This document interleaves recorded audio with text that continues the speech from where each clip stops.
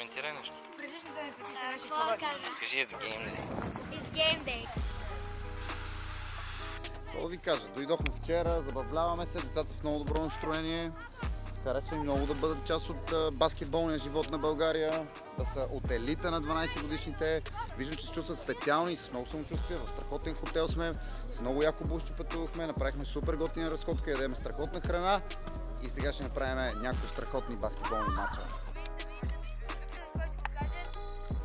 Тук чакаме да играем първия си мач на републиканско. Като загряваме с тениските, разбира се, Да. за да се изпотим.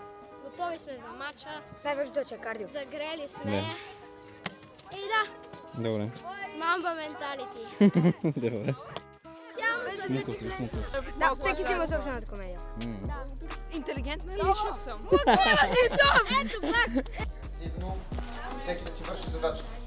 Не мисля, че има нужда да ви казвам какъв е геймплана и какво трябва да направим. Трябва да спреме номер 23 и трябва да тичаме колкото ни държат с краката. Борим се за всяка топка, хвърляме се за всяка топка, помагаме на другия като падне, даваме всичко от себе си и накрая каквото Славе да покаже. Ясно?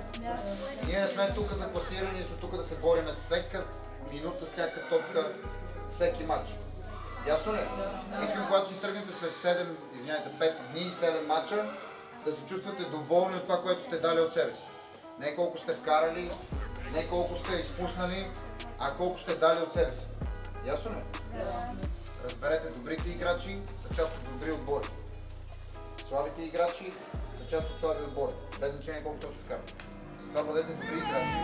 Не бъдете отбори. Айде! Едно, две, три, игра!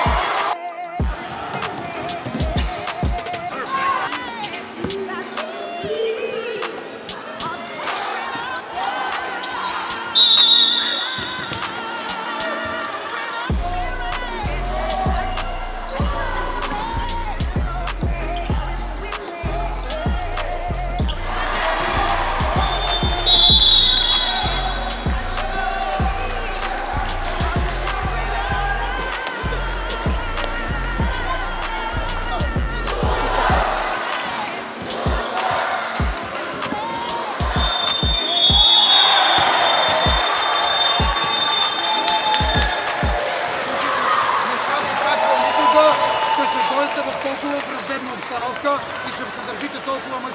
Феноменално играхте. Искам този матч просто да се пренесе утре сутринта. Няма газ назад, само газ напред. Ясно ли?